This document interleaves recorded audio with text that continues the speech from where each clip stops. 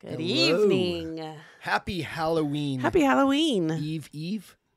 Two Eve, Eves. Eve, yes. Right? Eve. Halloween is on Monday. We record on Saturday for Sunday Releases. drops. Absolutely. Sunday Releases. uploads, whatever you want to Yeah, call them. all Welcome those to cool the things. Castro Files. I'm Greg. I'm Beth. That's Beth. Thank you so much for joining in today. We've got some pretty interesting stories to Got some share. good stories, but yeah. First, make sure you go out to the Castro Files on Instagram and subscribe, do all that good stuff. Also on YouTube, you can like and subscribe on the Castro Files YouTube page. We also drop this out on The Bar is Open, which is pretty much like our main channel for Our other hub. stuff. It's the hub. Yeah. Absolutely. So I've got today, we'll jump into the stories. I've got creepy one. This is kind of an interesting one. It's called Slender Man. If you've never heard of Slender Man, there's plenty of stories online. Yes. And it's really one of the first kind of folklore stories to So I've heard originate that on the internet. it was a folklore story, but that it's become so popular, it actually brought it to life. There's part of the story Yeah. that I'm actually going to go over with. Yeah, Yeah. so kinda cool. A little bit. And what do you have today? I have a Son of Sam connection to a Halloween massacre. Interesting, which is got a pretty interesting twist Yeah. to yours as Yeah, well. it's really cool. All right, we're going to jump right into this with Slender Man. Do it. Again, thanks for tuning in. Appreciate it. Let's get on this. All right, so this is from Creepypasta, Slender Man. And the story goes, if you only hadn't looked back, though it was autumn that day, had seemed long and the brief walk towards home short. As the sunlight began to fade, you and your two friends left the playground behind and trudged reluctantly home, knowing that you would be forced to pick up the games and conversations the next day. The next day, that never came. If only you hadn't looked back, but you had. Turning for just a moment, you had glanced back towards the tree line, seen the fingers of their branches clawing up towards the sky, and besides them, the figure. At first you thought, you must be mistaken, that your eyes in the hazy blur of twilight were playing tricks on you. But no, when you looked again, he was still there. Taller than any man could be, thinner even than the willowy branches that extended upwards from the trees. He loomed in the distance like the shadow of some horrible dark truth, and you knew instantly that you had to look away. That if you didn't tear your eyes from that blank, featureless face, then soon the blank would wash over you, become you, and you would walk slowly but surely, as if pulled by some magnetic force towards him, though you feared him, though you were scared of his unnatural height, the aching blank whiteness of his face, the arms that seemed to be stretched towards you, and the slithering tentacles behind him. Ooh. You turned, screwing up your eyes, willing yourself not to look, not to see, not to give in to him. You screamed to the others, telling them the same, telling them not to look, but as you open your eyes, you realize they'd already looked. They were already gone. Possibly the most famous creepypasta character of all time is the Slender Man. Certainly one that has crossed most frequently into mainstream media. The Slender Man, and I'll show you a picture real quick here. The Slender Man, also known as Slender Man, also known as Slender Man all at once, is a character born of a variety of earlier influences, but which itself represents the evolution in the uses and development of folklore. Violent real-life events linked to Slender Man character increased its infamy and even led to moral panic based around the possible negative influences and danger that fictional character posed to children. So the Slender Man appearance, so this is a little bit of history behind him. So there's a lot of stories online about Slender Man. It goes into all sorts of different types of views and looks. Some say he has a blank face. Some say he's eyeless, featureless, except for a big mouthful of jagged teeth. Yikes. Though adaptation and modification by various authors means that Slender Man's appearance can vary somewhat differently, the most common features remain the same. The character is usually depicted as an abnormally tall humanoid, usually wearing a dark suit and tie. Could you imagine just looking outside. The one I've seen is the dark suit and tie. Dark suit and tie, which is another one, which is pretty much this one that's on the screen. But it almost always has a face that is white or pale gray, though in some depictions, this blank face does feature an animalistic mouth. Slender Man is also said to be able to extend or stretch his limbs, particularly his arms at will, and either has tentacles protruding just visible from his back or has tentacle-like appendages in place of his arms. The character commonly inhabits liminal spaces such as the entrance of woods and forest or areas of abandoned ground on the outskirts of more populated towns.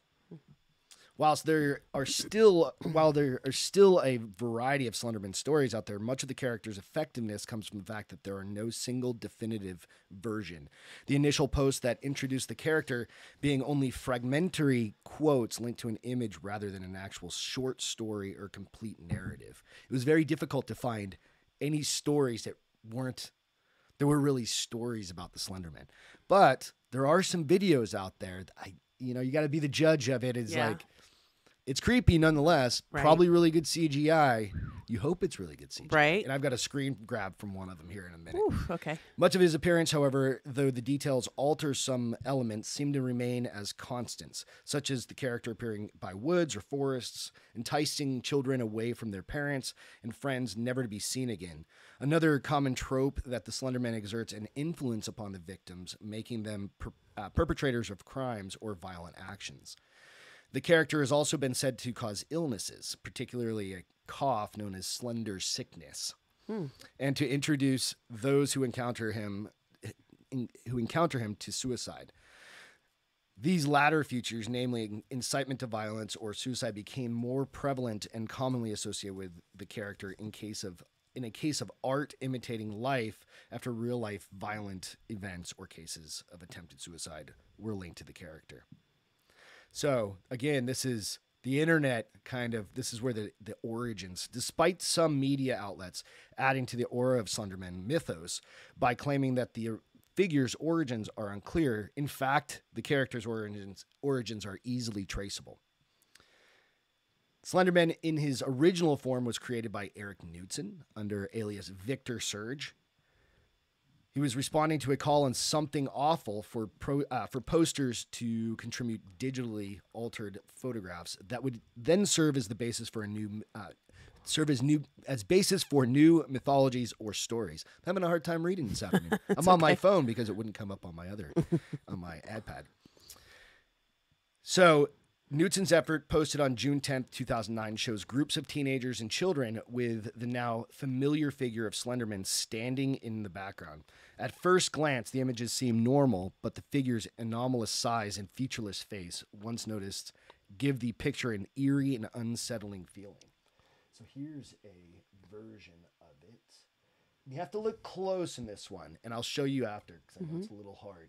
But in the back left of this, there's this dark person that's very tall, right? And again, photoshopped or not, it's still creepy to see something like that in the background.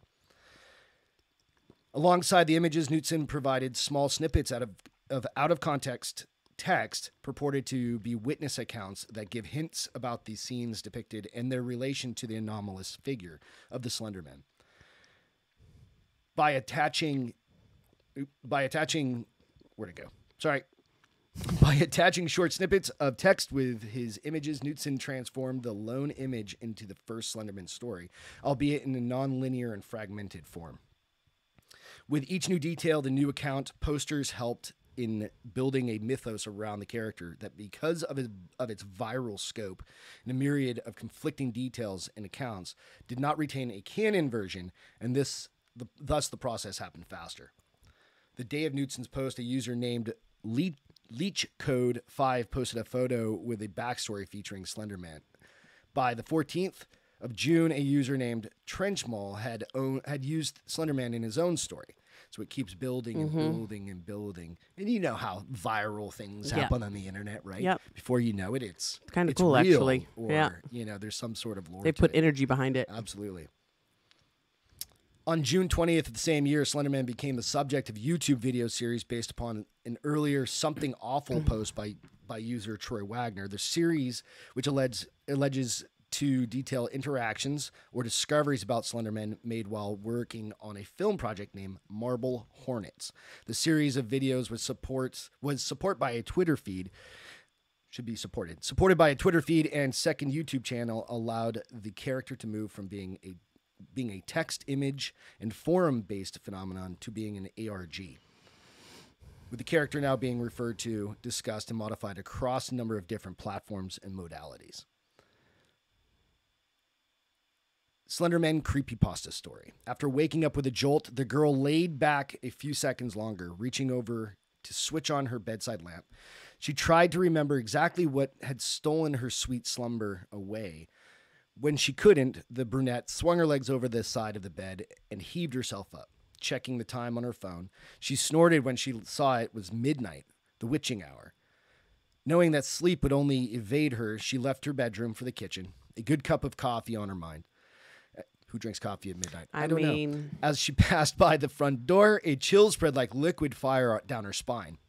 It was only winter, she told herself, focusing again on the coffee. Measuring out scoops, water, and preparing her cup kept her occupied. But as the dark liquid boiled, she had nothing left to keep her mind from wandering off. The chill returned, and she couldn't help but glance behind her to the front door.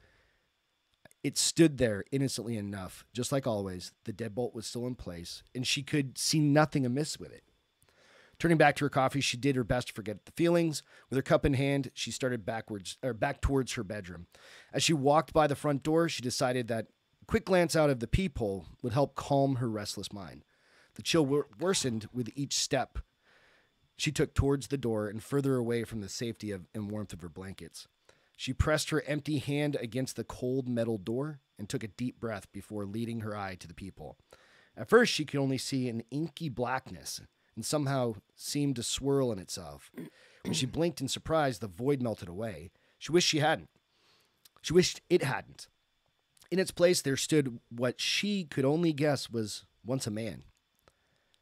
The limbs were long and inhumanly awkward, with bulky joints branching off into several arms. Not unlike the branches of a tree, the creature was draped in a black suit, somehow making the thing more nightmarish to her. The icing on the proverbial cake, however, was that what passed as the hellish thing's face. It was as though her mind blurred the ghastly visage to spare itself further shock and horror. She shoved herself away from the door with hand still pressed against it. The scalding mug of coffee fell in liquid, burning her bare legs as she fell backwards and tried to crawl away from the door. She knew, somehow, that her mind hadn't been playing tricks on her. As she crab walked from her door, she watched the tendrils as black as the void she first saw a snake around through the cracks. It's working its way into the house. No, thank you. The girl was trapped between the instinct to flee and the gut feeling to not turn her back on the door. When the door jolted, the urge to flee overcame her, and she slipped in the burning liquid as she tried to make it back to her room. She knew deep down that she was trapping herself in a corner, but she had to get away from the door. The girl was halfway down the hallway when she heard the previously locked door creak open. She screamed and slipped into the wall, cracking her chin on it and stunning her. After that, there was only blackness. Nicole? A warm male voice snapped the woman out of her trance. As she turned around, she was met by one of her sister's doctors. She nodded, not sure if she should say anything or even if she could find her voice if she didn't have something to say. That morning, she had gotten an urgent phone call from the hospital saying that her sister Lindsay was there. Before they had even let her see her, the doctors had pulled her off to the side and insisted that they talk to her about what might have happened. Phrases like self-inflicted and assault had been thrown around, and Nicole felt her mind reel. She still hadn't fully understood what they had been saying until she saw Lindsay with her own eyes. Her little sister had bandage wraps around her head, covering both of her ears, as well as her eyes.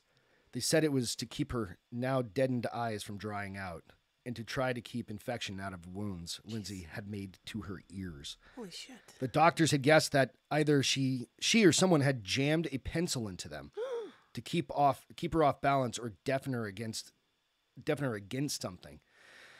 There was the mix of first and second degree burns on her hands, legs, and feet from what was assumed to be coffee her neighbors found spilled all over the entrance to her apartment. As Nicole walked into her sister's hospital room the first time, she thought she had spied the silhouette of a man in the window. That, she knew, was impossible. Her sister's room was on the 3rd story of the hospital. Anonymous story. Okay, so hold on. The girl that's in the hospital is the girl that was at the beginning of the story. Right. And the girl that split her chin? The same girl. She split her chin, knocking herself out. But in some time in there, she poked her ears and her eyes or something did. So when did the sister... So then the story then goes to the morning. The sister. Yeah. Okay. Oh, wow. That's creepy. Yeesh. I know. Like, people are good writers, man. They're some good writers. Yeah, they really are. So Slender Man. So there is a story that directly relates to an actual murder attempt. Oh, seriously? Yeah. And I'm looking for the story real quick here. Sure. The article's pretty big, so pretty long. Real life article, or Real Life and Moral Panic. In 2012, a girl in Wisconsin was stabbed 19 times by 2 classmates who then attributed their actions to being in the service or trying to meet the demands laid down by Slender Man. Whilst one of the perpetrators also claimed to have spoken to Ninja Turtles and characters from Harry Potter series. It was the reference to the ominous sounding Slender Man that caught the public's imagination, particularly as this was something that the more tech-savvy younger generation seemed to be aware of, in which their parents were in the dark about. Again, it's the lore, it's the TikTok, it's the YouTube, it's Instagram, it's all of the above, right? Back then, 2012 was probably Facebook or YouTube, MySpace, maybe something like that, right? Wow. The internet is absolutely filled with dark and dangerous I things. do remember that being on the news. Yeah. 12, 13-year-olds. They're like middle schoolers. Absolutely. And this third girl was kind of their friend, but not really, if I remember correctly. Yeah, I remember seeing stories about that one as well. It was interesting. So, I mean, it's not it's sad. It's sad and scary. Yeah. So that's the story of the Slender Man. I've got one more photo here, which is there's videos of this on the internet. Okay. And I think, what's the show we like to watch that you like to... Caught on camera? It's Caught on Paranormal camera. Caught on camera? Yeah. I've seen this video on there before, so I just took a still of it. You can check that out you can just Google Slender Man, and you'll get all sorts of creepy, that's insane, interesting stuff. So, all right. So that's my quick Slender Man story. What do you've got? So again, mine is a story from the Halloween Horrors book. It's 31 True Crime Stories of Murder and Beyond. The story I'm talking about today is a Son of Sam connection to a Halloween massacre. They call it a massacre. It was only 2 people, but I think massacre probably. I don't know what constitutes a massacre. That's bad enough. Right? Anything like that is pretty terrible. So Halloween night in 1981 in New York City was another excuse for people to wear costumes and pretend to be something they weren't. But that night, someone would go from pretending to be scary to committing a double murder. Ronald Sisman had invited his girlfriend, Elizabeth Platzman, over to his place for a photo shoot. They were enjoying wine when a group of masked individuals showed up at the door. Ronald first told Elizabeth they should just ignore them, but he relented and opened the door when the knocking turned into banging. The bodies of Elizabeth Platzman, 19, and Ronald Sisman, 39, were found early Saturday morning in Sisman's duplex on West 22nd Street in Manhattan, near Greenwich Village. He used it as his residence and the location of his 2 photography businesses. The couple had been severely beaten before being shot in the back of the head at close range execution style. Either before or after their murders, the place had been ransacked by the killers. Furniture had been ripped and other items torn apart in an attempt by the killer to find something. There was so much chaos in the apartment that investigators couldn't walk without stepping on something. Both Sisman and Platzman's face and bodies were covered in an array of bruises from what must have been a very long and painful beating. It had been speculated that the couple knew the killers since there was no forced entry.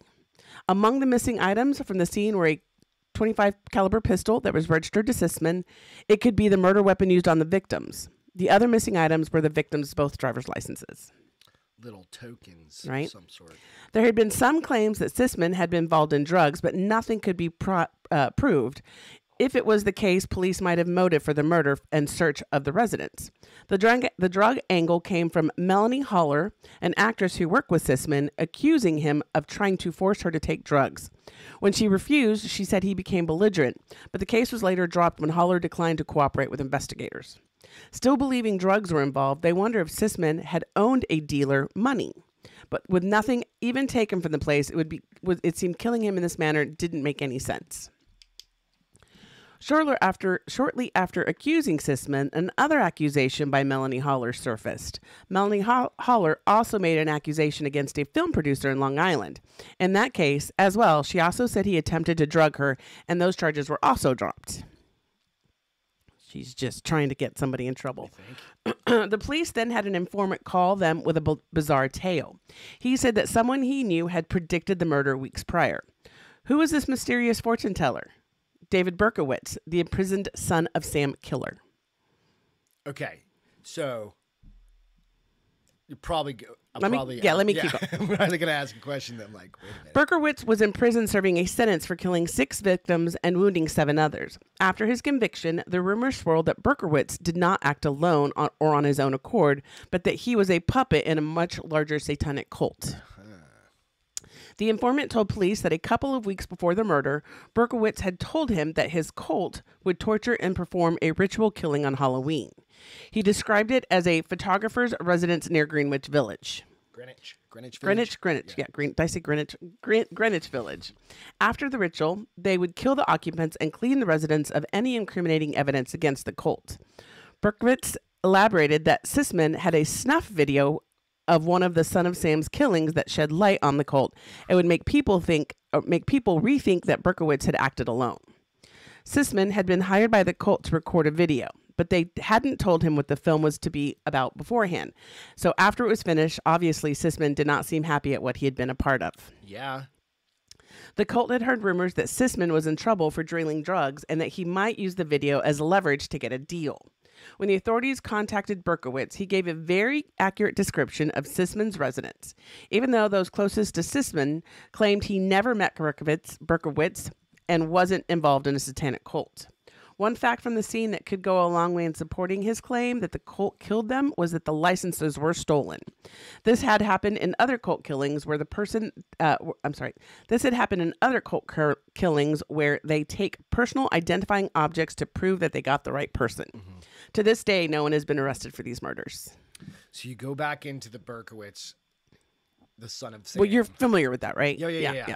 I watched there's a whole Netflix documentary on him back in the early 80s, right? Just walking around, terrorizing the entire city. I mean, the whole city was like on edge. Yeah. But when you add in the side of it being cult, yes, having other people, that's interesting because you said in there he was already in prison. He was he predicted it a couple of weeks before it happened to somebody while he was in prison. That person was going to be murdered, or just that somebody would be murdered.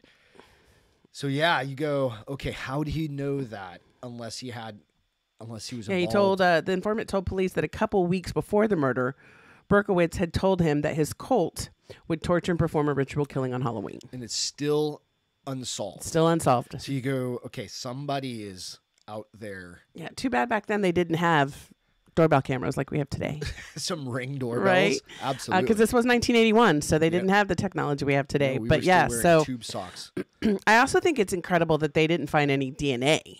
Keep in mind, I don't think they had DNA technology back. They could have collected blood and hair and tissue, fingerprints, but again, a lot of that is we didn't have technology-driven. computers. I mean, they had computers, but I don't think they were on those kinds of, they were on mainframes or something like that. And I don't know they had that capability. Yeah. It was literally visual comparison and stuff like that too. Yeah. It's a very interesting story. It is. And it's interesting that you found that one kind of intentionally, unintentionally, that it's falling the day before Halloween Eve. Yep. Right? So that would have been 40 years ago. Yeah. Almost. 81. Actually, 41 years ago. Yeah. I had one other one that was really good about it's called the Smiley Face killer. Oh, let's hear that one. You want to hear that one? Let's hear that one. It's a little bit longer. That's Did the Smiley Face killer strike on Halloween? Was it a bar fight that got out of hand or something much more sinister? Did Chris Jenkins cross paths with the Smiley Face killer on Halloween night? Halloween night, this is recent, 2002, in Memphis, Minnesota. A group of college kids from the University of Minnesota dressed up and went out to celebrate. They were at the Lone Tree Bar and Grill when one group member got separated. His name was Chris Jenkins.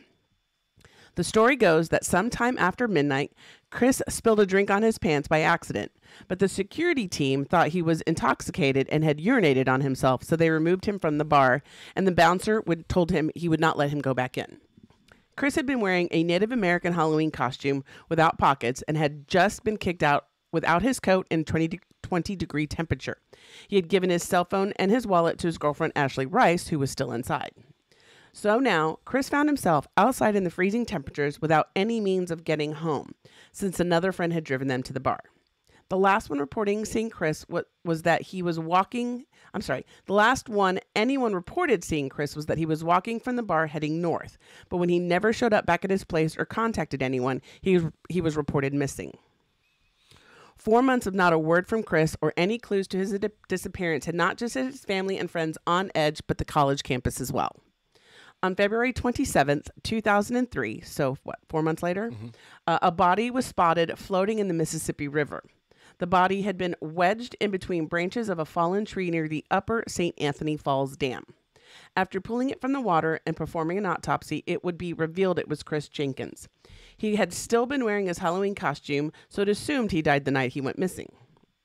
The official cause of his death was listed as undetermined, but the police believed it was an accidental drowning. His family, however, didn't think this and was forced to launch their own independent investigation. This investigation would turn up quite a few discrepancies to the official reports made by the police. 1 second. Yeah. Okay. That would suck. Get kicked out of a bar in middle winter or anywhere. And to be so uncool that you would be like, can you at least just grab my girlfriend and my coat? Because I'm freezing. Yeah. So these discrepancies, the first one, the private investigators started with retracing Chris's steps that Halloween night, which took him to the Lone Tree Bar and Grill, where suspiciously now all staff said Chris left on his own, that he hadn't been kicked out. Then the owner issued a gag order so his employees could not speak to anyone without a company attorney present. 2. The night of Halloween, an off-duty police officer named Mike Casey was in the bar. He was working security in the area. He knew Ashley, Chris's girlfriend. He had actually loaned her one of his uniform shirts for her Halloween costume of a sexy police officer. During the night, she introduced Chris to Mike.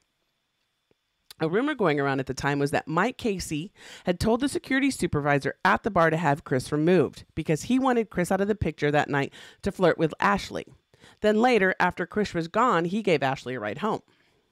The Minneapolis PD never even questioned Casey formally. Because he was a cop. When asked why Casey wasn't questioned, even though he had driven the victim's girlfriend home and might know valuable information, they said, he's a married man with children. We didn't want to break up a family. What? Mm-hmm. Retracing Chris's steps, the private investigator realized the route home for Chris would have taken him over the Hennepin Avenue Bridge. He found that the Federal Reserve Bank had 2 outside security cameras facing in that direction. But when the bank reviewed the footage, there was no sign of Chris, so he had not started walking home. Okay. Number 4, family knew they needed to try and find out where Chris went if they were ever going to find out what happened to him. They hired a canine unit, and 2 different bloodhounds tracked Chris's scent from the Lone Tree Bar to a restaurant across the bar called the Times Square Pizza and Subs. From there, the bloodhounds each tracked Chris's scent further to an underground parking garage next to the pizza shop. The smell came to a stop around the parking stalls number 89 and 90. On Halloween night, the bouncer from the Lone Tree Bar and Grill had been parked in one of these spots. The bloodhounds also found a hint of Chris on the vehicle that had been parked in there that evening. With a possible scene to investigate, a search for evidence began. The private investigator would recover blood droplets, a red feather fragment, and red string that could be part of the headband Chris had been wearing that night as part of his costume. Number 5, the private investigator started looking more closely at the movement around the pizza shop and garage that night of Halloween. Several people had seen a group of 10 or more people attacking someone in front of Times Square Pizza and Sub that night, but no one was sure if it had been Chris or not. I mean, if you see 10 people attacking somebody, aren't you going to go over there? Or call the cops, police, right? Or something. Number 6, from the pathologist report, it is known that Chris's blood alcohol level was 0.12%. They found his body 4 months later, though.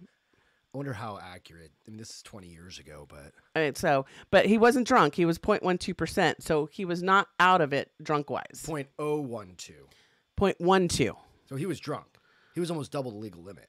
0.08 is legal limit. I don't know. Yeah, that so just he says was drunk. 0.12%, so he was not out of it drunk. Maybe they were wrong. Maybe he was Tests on also blackout. I showed don't know. traces of chemicals GHB in his system, which is used to sedate people and is referred to as the date rape drug. Yeah. Number 7, the pathologist who performed the autopsy also noted some strange inconsistencies if the body had drowned. First, he said he was found with his arms crossed in front of him, which is odd for victims who fall into the water and drown.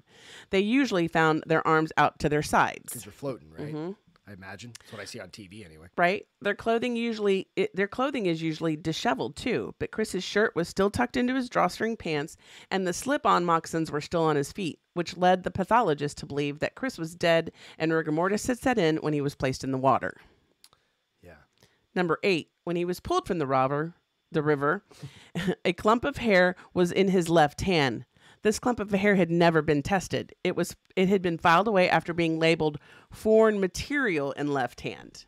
Finally, years later, it was tested and it proved to be Chris's own hair. He pulled out his own hair. Number 9, lack of bruising seemed to throw the family off. Chris was an avid lacrosse goalie and was usually covered in bruises on his legs and arms. He played 2 games and had been to practice days before he vanished, so there most likely should have been bruises on his body. Since there wasn't, his body wondered if he had been kept alive somewhere for a few days before being killed and disposed of. Yeah. 'Cause, I mean, even for how long? You run into the bed once in a while, you got a bruise for 2 weeks. Exactly. You know what I mean?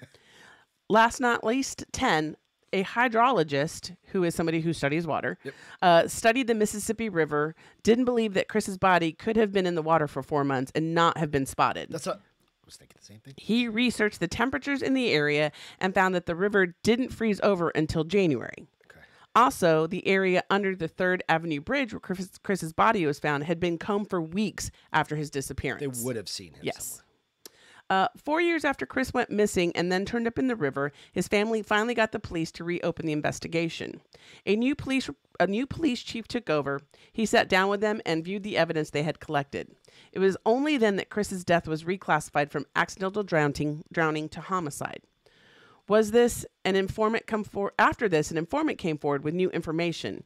He said that he had seen someone he knew throw Chris off the Henpage Avenue Bridge, but this seems unlikely to anyone who studied the case.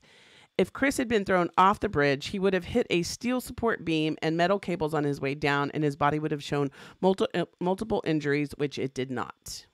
To date, no one has been charged with the murder of Chris Jenkins. Some speculate it was a fight that got out of hand. Others believe it was part of the Smiley Face killings that took the lives of many college men in the Midwest. Their bodies are found in the water after a night of drinking, and a smiley face is painted nearby.